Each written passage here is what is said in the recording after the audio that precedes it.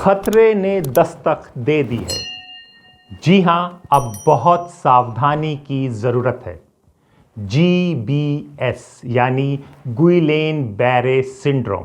अगर आप गूगल में इस वक्त अपने मोबाइल से सर्च करेंगे और उसमें लिखेंगे कि भारत में सबसे ट्रेंडिंग न्यूज़ क्या है, तो उसमें एक जवाब आएगा GBS।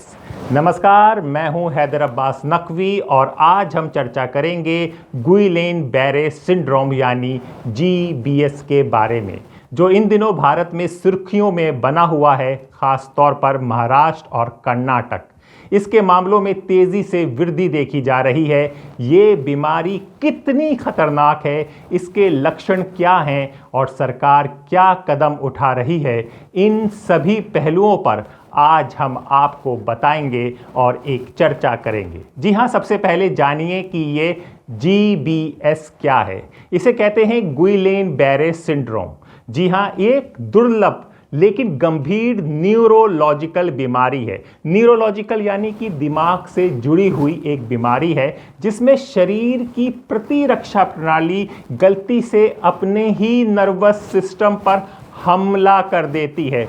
समझिए कि ये कितनी खतरनाक बीमारी है। यानी कि हमारे बॉडी के अंदर जो एंजाइम्स और जो बैक्टीरिया होते हैं, वो अंदर की जो बीमारियां होती हैं उनसे लड़ते हैं और हमको सुरक्षा प्रोवाइड करते हैं और हमको हेल्दी रखते हैं। लेकिन जब वही सिस्टम जो सुरक्षा प्रोवाइड करता है, जो हेल्दी रखता है, वो आपस में ही भिड़ जाएं और आपस में ही खतरा पैदा कर दें, तो अंदर की रक्षा कौन करेगा? हमारी हालत क्या होगी? जी हाँ, ये बीमारी मुख्य रूप से हाथ पैरों में झंझनाहट, कमजोरी और अंततः लकवे जैसी स्थिति तक ले जा सकती है। जो विशेषज्ञ हैं, जो डॉक्टर हैं, उनका कहना है कि GBS अक्सर किसी बैक्टीरियल या वायरल संक्रमण के बाद विकसित होता है। सब समझिए इस चीज़ को, यानी कि कभी बुखार हो जाता है, वायरल हो जाता है, या कभी कोई संक्रमण हो जाता है, कोई बीमारी हो जाती है, उसके बाद ये विकसित होता है। हाल ही में पुणे में, जी हाँ, पुणे में GBS के कई क्लस्टर देखने को मिले, जो कैमीब्लोएक्टर संक्रमण से जुड़े हो सकते हैं। ये स्पेलिंग को समझ लीजिए, सुन लीजिए तो आपको समझ में आएगा। CAMPYLOBACTER। अब इसका किस तरह का उच्चारण है वो आप अपने हिसाब से देख लीजिएगा। कैम्प्लीबोबैक्टर के कहते हैं, इससे जुड़ा हुआ ये बीमारी, इसके क्लस्टर पाए गए हैं। देखिए, WHO और US CDC क्या कहते हैं वो भी समझिए। उनका कहना है कि ये GBS कोई संक्रामक रोग नहीं है, यानी कि एक दूसरे छूत अछूत की बीमारी नहीं है। लेकिन ये सुनने वाली बात है, लेकिन किसी अन्य संक्रमण की वजह से एक जगह पर एक साथ कई मामले उभर सकते हैं, जो कि खतरे की घंटी है, जिसे इस वक्त भारत के पुणे, महाराष्ट्र में देखा जा रहा है। भारत में GBS के बढ़ते हुए मामले पाए जा रहे हैं। हाल के हफ्तों में भारत, खासकर महाराष्ट्र और कर्नाटक में GBS के मामलों में चिंताजनक बढ़ोतरी हुई है। पुणे में ये अब तक का सबसे बड़ा GBS प्रकोप माना जा रहा है। रिपोर्ट्स के अनुसार महाराष्ट्र में अब तक 17 से अधिक मौतें हो चुकी हैं और अकेले पुणे में, जी हां, अकेले पुणे में 9 मौतें दर्ज की गई हैं। पुणे के सूसन जनरल हॉस्पिटल यानी SGH में भर्ती एक 34 वर्षीय मरीज ने 10 फरवरी को दम तोड़ दिया।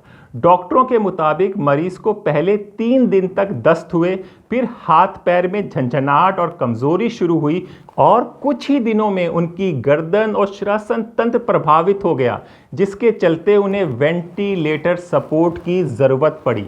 इसी तरह नागपुर में 8 वर्षीय लड़के की भी इसी बीमारी से मौत हो गई। वहां कई और मरीज वेंटिलेटर पर हैं, जिनमें एक 7 साल का बच्चा भी है। अब आप GBS के लक्षण और उसके प्रभाव को भी समझिए।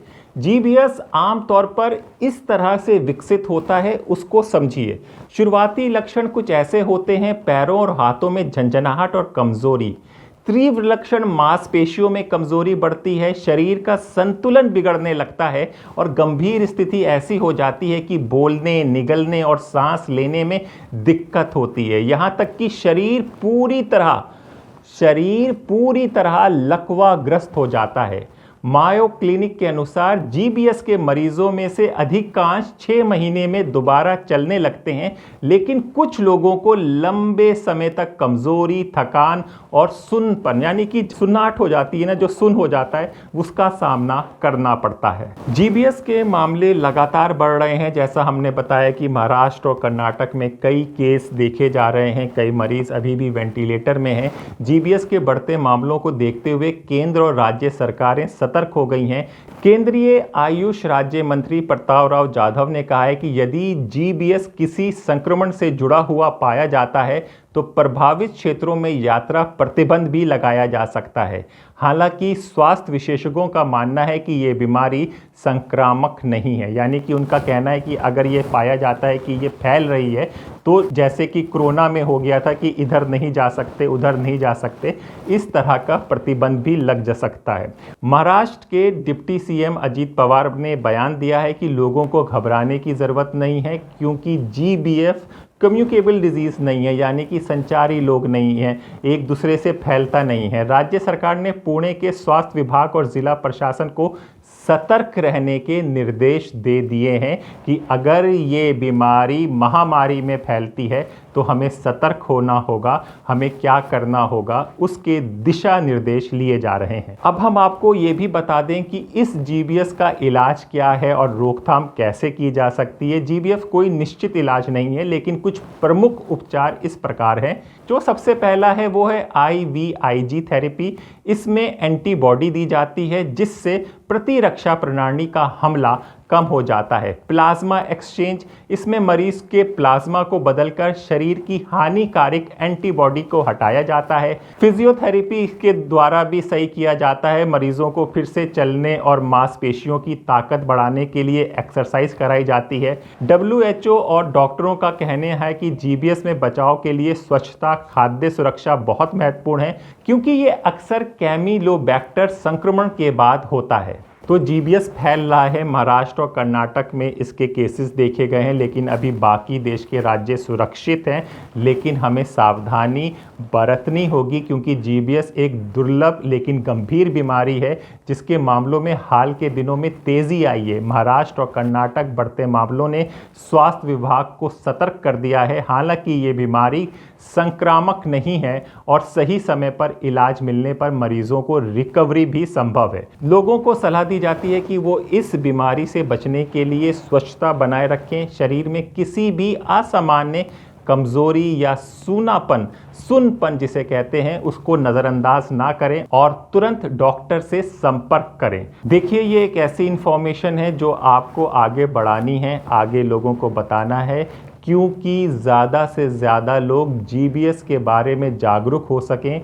इस चैनल को यानी कि स्वतंत्र को सब्सक्राइब कीजिए, लाइक कीजिए, ताकि हम आपके लिए इसी तरह की खबरें लाते रहें। अपने दोस्त हैदर अब्बास नकवी को इजाज़त दीजिए। फिर होगी मुलाकात एक नए विचार के साथ। तब तक के लिए नमस्कार।